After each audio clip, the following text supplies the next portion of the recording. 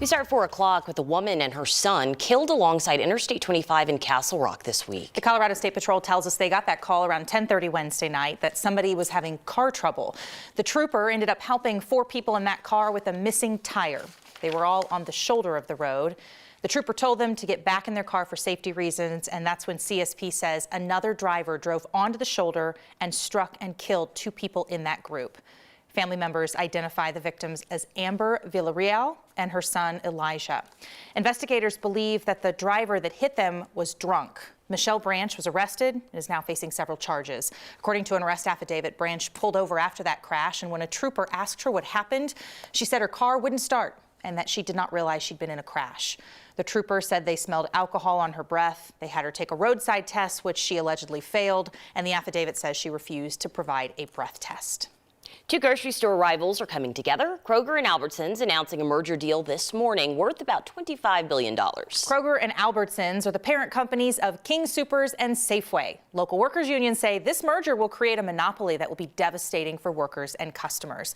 We're going to bring in now 9 News reporter Courtney Yoon, who is looking into this today. And it's really kind of hard to say what a merger like this is going to mean for the customers, but the customers are who we want to know about next. So. Yeah, absolutely. According to an economics expert that we spoke with today, it's hard to know what can happen. A merger like this could be good and bring down costs for consumers, but it could also be bad with prices going up. Local unions are also concerned what a monopoly could mean for workers and customers.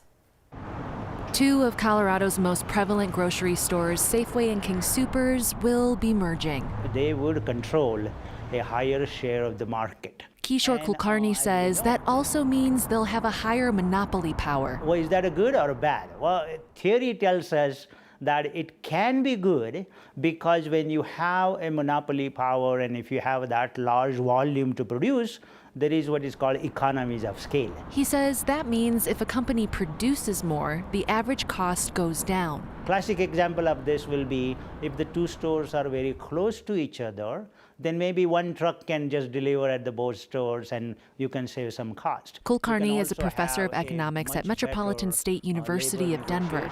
He says this scenario could also go the other way, using their monopoly power to raise prices. Oh, absolutely. It can be a very bad situation because they have a monopoly power now and they can easily raise the prices. And as you and I, we know, we don't really have a substitution for that. Kulkarni says he's more worried about general inflation in 2023, which could continue to contribute to the exploding cost of food. That kind of worries me. And we will probably blame that to the merger. But merger may not be the responsible party for that. UFCW Local 7 represents 17,500 grocery store workers for both King Soopers and Safeway in Colorado and Wyoming. They said in a statement, quote, "The proposed merger of these 2 grocery giants is devastating for workers and consumers alike and must be stopped." Included in a lengthy statement, Kroger says they plan on investing in lower prices for customers. Kulkarni says we can expect to see store closures because businesses don't typically like to have the same store less than a half a mile apart. Colorado Attorney General Phil Weiser also released a statement today saying he has serious concerns about this merger and that his department will keep a close eye on the situation. If approved by regulators, the deal is expected to close in early 2024. When you think about this, I mean, this is going to have such a ripple effect because this means an immense amount of purchasing power, right, by this now mega grocery store chain, and the supply chain is going to be affected by this as well. Absolutely, yeah. There's ripple effects across everything. And what Kulkarni, I think, is saying here is like it could go either way. Either they could choose to raise the prices because they have this monopoly power now and consumers don't really have any other choice to go to any other grocery store besides these, or this will help reduce their costs now that they're merging. And they hopefully will pass that cost-saving measure on to the consumer. Well, and the point you made, too, about store closures. How many times have you seen a Safeway and a King Soopers relatively close to each other? Super close. So yeah, we'll see. Exactly. Courtney, thank you. A man who was charged in connection to a shooting at a Lone Tree bowling alley has been found guilty on several charges. A jury found Peter Lee guilty of first-degree assault and felony menacing. The jury did not reach a verdict on another charge he faced for attempted murder. A mistrial was declared for that count only. That shooting happened at the Bolero on Kimmer Drive in Lone Tree around 11 o'clock at night on March 22nd, 2018. Back then, officers found a man in his 20s suffering from a gunshot wound. The victim was taken to the hospital and did survive his injuries. Court records indicate Lee will be retried on the attempted murder charge early next year. How about a live look out this afternoon on a beautiful Friday afternoon, feeling like fall. The leaves, Kathy, are just falling everywhere. It's so beautiful. Half the trees in town are yellow. I love it. Can't get enough of it. Beautiful, Jenny. It absolutely is. And it is Friday, and the weather will cooperate with any plans that you might have outdoors this weekend.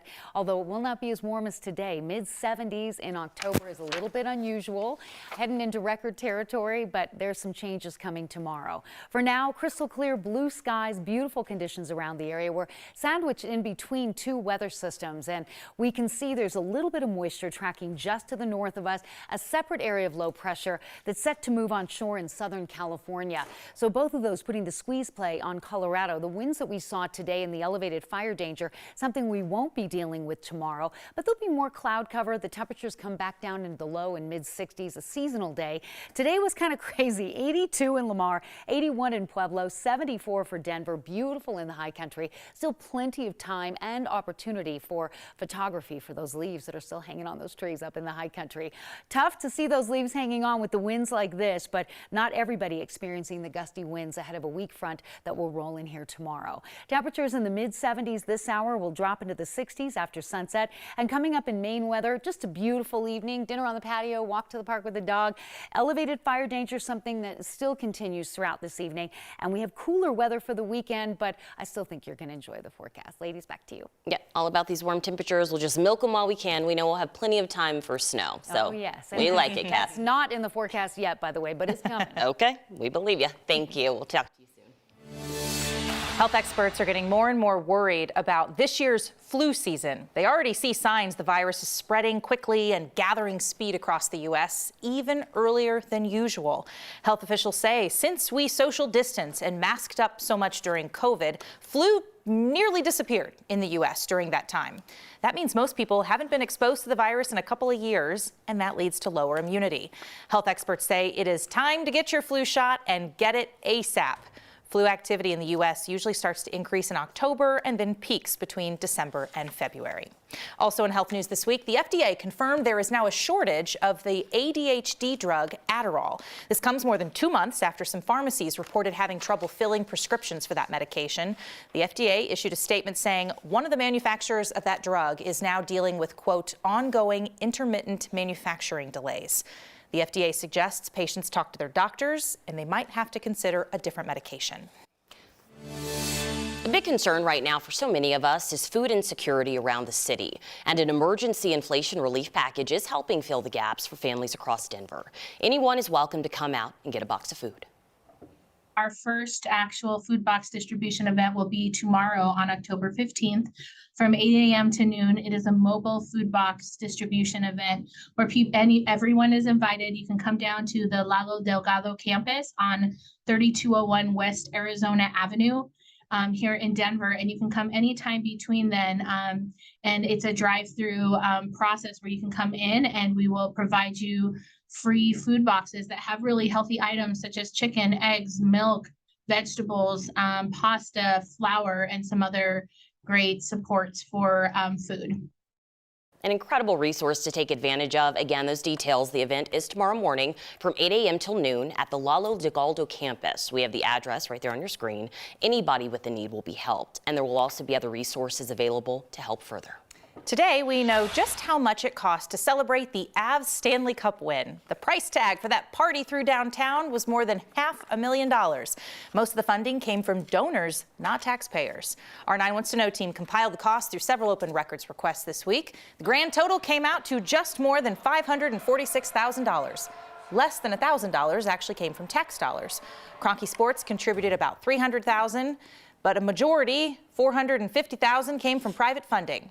The largest cost to taxpayers is actually paying city and county employees to be at that parade. We're getting a new tool here in Denver to help us predict the weather. Yeah, all good things. Plus, we're going to get another check of your weather as we head into the weekend with Kathy when we come back.